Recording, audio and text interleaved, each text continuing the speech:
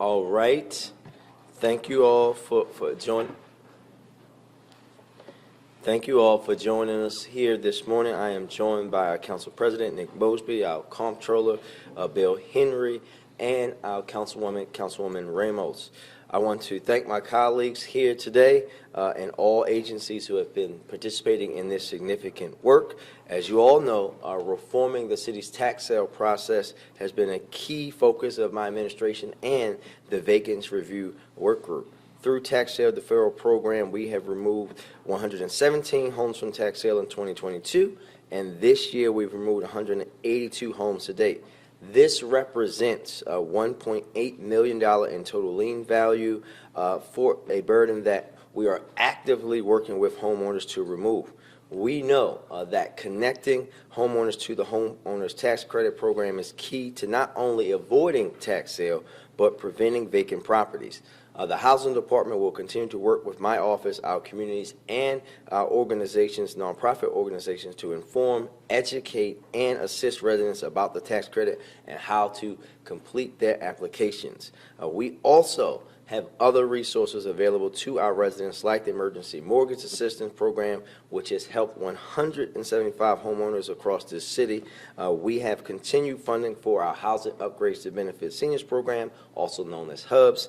We are working with our nonprofit partners concerning the right to counsel and our weatherization. And Energy Efficiency Program helps with improving the condition and efficiency of homes to reduce maintenance burdens. Simply put, we want our residents to remain in their homes. That's why we are removing those homeowner properties below $250,000 and below from the tax sale. Again, I want to thank Councilwoman Ramos for her deep work in working with our administration on this issue consistently as we go through this process of thinking about tax sale in a different way. I want to thank the Council President for his support and leadership, and Comptroller Henry and his office as they have to work with us very closely on the issue of tax sale. This is something that is significant for the residents of Baltimore as we talk about keeping our legacy homeowners and residents inside of their homes. And I'll turn it over to the Council President. Thank you, Mr. Mayor. This is a step in the right direction for the city of Baltimore. Again, it's a true testament of us trying to dismantle some of the draconian and predatory practices around real estate in the city of Baltimore. I'm excited because it's some of the work that I took up as a delegate in Annapolis, peeling away some of this, and as now President of the City Council, working with Councilwoman Odette and a very huge supporter in the mayor and this administration, we're continuing to do this. Look, there is no secret when we look around and we understand and know the history of Baltimore through real estate. Some of the systemic issues that the mayor has to talk about on a daily basis are direct byproducts of that. And as we continue to rip away families from communities, rip up communities that are literally the thread of our city of Baltimore, we understand and know that that has a residual impact for the future. Providing someone true legacy, providing someone access to generational wealth, in securing and developing all the different tools and ways of keeping them in their homes is critically important, not only to the council, but today, which is a testament to the administration. So we look to continue to work with the administration on additional policies. I'm pretty sure Councilwoman Odette, when she comes up next, is going to talk about all the work that the council did during COVID. That was kind of the start of this amazing work, and we look to continue to finish it with all of our partners in progress, with the comptroller, the mayor, and all members of the council. So with that, I'm going to bring up our amazing councilwoman, Councilwoman Odette Ramos. Thank you, Mr. President. I don't need to do all my tiptoes today. That's great. Thank you, Mr. President, Mr. Mayor, Mr. Comptroller. I want to thank the mayor and his administration for the third year in a row removing homeowners from tax sale. We had the council, we had requested that this occur during COVID because we didn't want people to be penalized for a hardship. And the fact that this is happening even after COVID is important because it shows the commitment of the administration, but more importantly, this is the first step to true reform. We have introduced legislation together to make sure that those residents who have been pulled out have the opportunity for payment plans. And we couldn't do that without the authorization from the General Assembly, which we got last year thanks to Delegate Chanel Branch. And then the next steps after passing that legislation is going to be working with the General Assembly to get permission for true and total reform so that we have a tax sale system where we're collecting taxes not with a third party helping us and being out there collecting the taxes and getting, once they buy the liens and they collect and then they get all of these other fees, and that's what our predatory system is about, but really forming a system where we're working with homeowners to make sure that they can stay in their homes. So I'm very excited about this opportunity that the mayor has and the administration has provided, and the support of the council president and the city council to move in this direction, and also the support of our General Assembly. So this is a team effort. This is one of the very times where all of us are in line of what we need to do next. So I'm really excited about this first step and look forward to the next steps. Thank you so much. Good morning. I'm here for three things. One, to thank Mayor Scott and his administration for working hard on this issue. Two, to pledge the support of the Department of Real Estate as we move forward. And three, to let you know that I already ceded the rest of my time to Councilwoman Ramos. Thank you.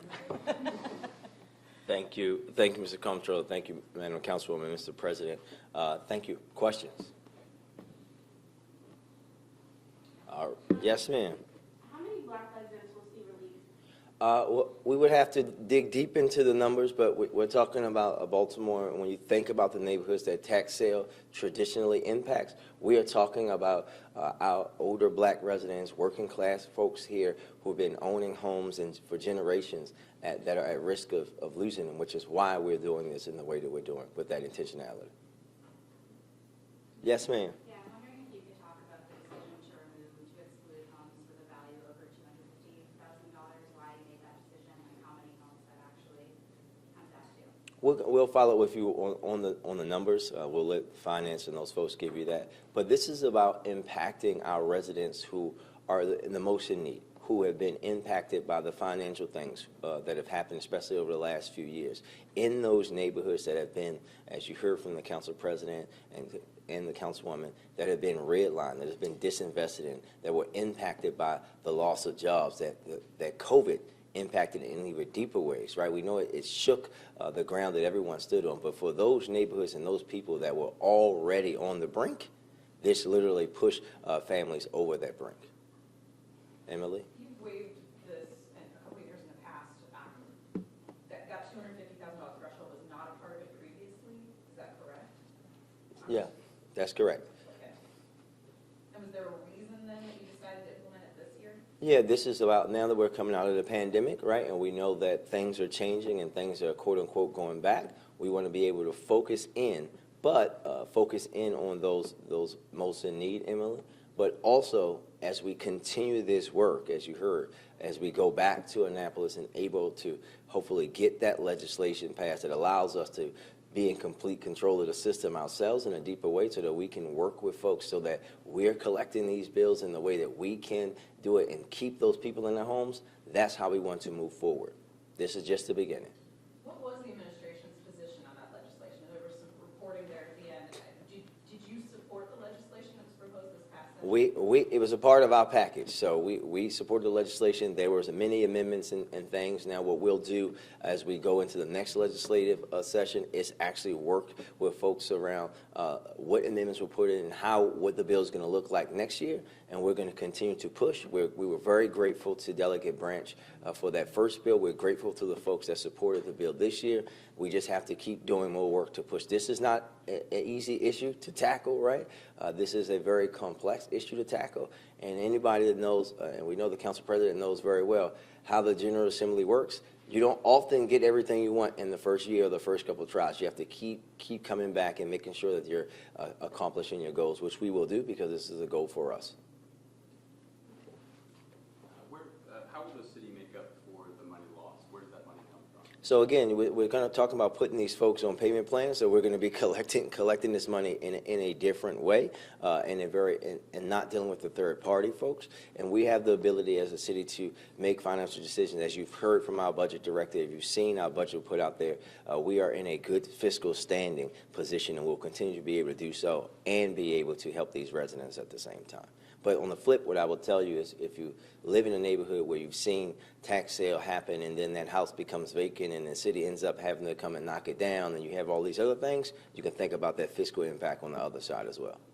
Yes, ma'am, last one. Yeah, I'm wondering just in terms of the legislation, there were some concerns at the end about the city's ability to, play out its responsibilities with that. What is the city going to be doing between now and then to make sure that it's prepared, if that legislation is considered again and adopted next year?